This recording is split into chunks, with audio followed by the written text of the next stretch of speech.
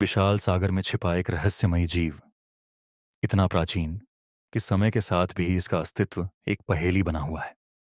कुछ इसे दैत्य कहते हैं, तो कुछ इसे ईश्वर के प्रकोप का प्रतीक मानते हैं।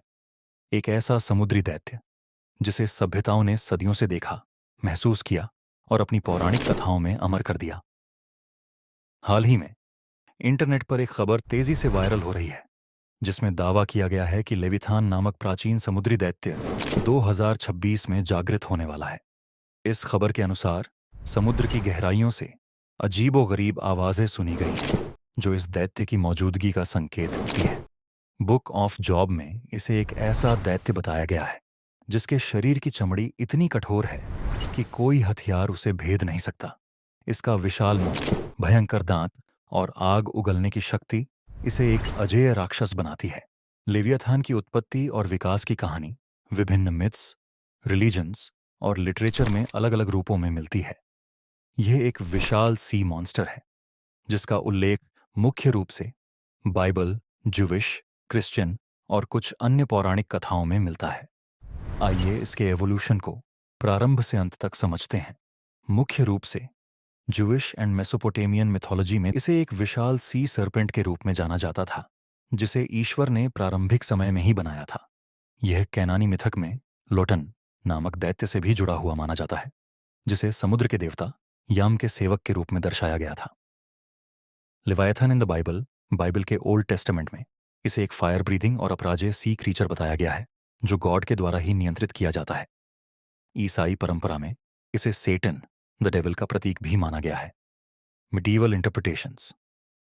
मिडीवल टाइम्स में लिवियाथन को क्रिश्चियनिटी में 7 डेडली सिंस में से एक, एनवी यानी ईर्ष्या का प्रतीक माना गया। इसे एक विशाल सर्पेंट और ड्रैगन की तरह दिखाया गया, जो समुद्र में रहता था और विनाशकारी शक्ति रखता था। यहूदी परंपरा में इसे एक ऐसा प्राणी माना गया जिसे अंत समय में गॉड द्वारा नष्ट किया जाएगा और धर्मी लोगों के भोज के लिए उपयोग किया जाएगा। Literature, movies and video games में एक दैत्य या विशाल समुद्री प्राणी के रूप में किया जाता है। थॉमस हॉब्स की प्रसिद्ध पुस्तक लिवियाथन में इसे एक शक्तिशाली गवर्नमेंट के प्रतीक के रूप में दिखाया गया।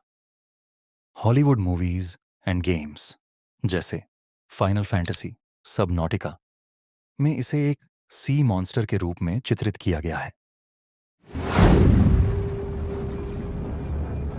रिलीजियस पर्सपेक्टिव से लिवियाथन को गॉड के द्वारा अंत समय में पराजित किए जाने वाला प्राणी माना जाता है। मॉडर्न साइंस इसे केवल एक मिथिकल क्रीचर मानता है, लेकिन इसकी अवधारणा को कई जगहों पर विशाल समुद्री जीवों जैसे व्हेल या प्री हिस्टोरिक मेरीन रेप्टाइल्स से जोड़ा जाता है। हैरानी की बात यह है कि लेविथान जैसा ही एक समुद्री दैत्य हमें बेबीलोन, नॉर्स और हिंदू पौराणिक कथाओं में भी मिलता है। बेबीलोन की कहानियों में तियामत नाम की एक विशाल समुद्री राक्षसी का जिक्र मिलता है, जो देवताओं से युद्ध करती है। नॉर्स माइथोलॉजी में यरमुंगंद्र नाम का एक विशाल समुद्री नाग है, जो पूरी दुनिया को अपने कुंडल में जकड़े हुए है। अगर हम हिंदू पौराणिक कथाओं की बात करें, तो समुद्र मंथन के दौरान विष्णु अवतार से संबंधित शेषनाग और कालिय नाग जैसी कथाएं सामने आती हैं। कुछ वैज्ञानिक मानते हैं कि लेविथान कोई काल्पनिक प्राणी नहीं, बल्कि अतीत में विलुप्त हो चुके किसी विशाल समुद्री जीव का वर्णन हो सकता है। मेगालोडॉन जैसी विशाल शार्क या किसी अज्ञात प्राचीन समुद्री सरीसृप का अस्तित्व कभी पृथ्वी पर था। क्या यह हो सकता है कि इंसानों ने ऐसे ही किसी जीव को देखकर लेविथान जैसी कहानियां बनाई हों? दूसरी ओर कुछ लोग मानते हैं कि लेविथान सिर्फ एक मेटाफॉर है, जो अराजकता और विनाश का प्रतीक है। लेकिन सवाल अब भी बना हुआ है, क्या यह समुद्री दैत्य कभी सच में हमारे महासागरों में था? लेविथान के बारे में लिखे गए पौराणिक ग्रंथ और उनकी समानताएं हमें सोचने पर मजबूर कर देती हैं।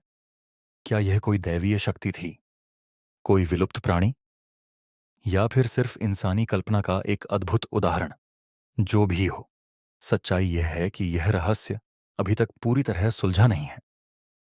लेविथान की वापसी की खबरें चाहे जितनी भी रोमांचक हों, लेकिन वैज्ञानिक प्रमाणों के अभाव में इन्हें सच मानना मुश्किल है। यह संभव है कि ये अफवाहें इंटरनेट और सोशल मीडिया के माध्यम से फैल रही हों। इसलिए हमें सतर्क रहकर सूचनाओं की सत्यता की जांच करनी चाहिए। क्या आप मानते हैं कि लेविथान जैसा कोई जीव कभी सच में था, या यह केवल पौराणिक गाथाओं का हिस्सा है? हमें कमेंट में अपनी राय जरूर बताएं और इस वीडियो को लाइक और शेयर करना ना भूलें। ऐसे ही और रोमांचक वीडियो के लिए चैनल को सब्सक्राइब करें।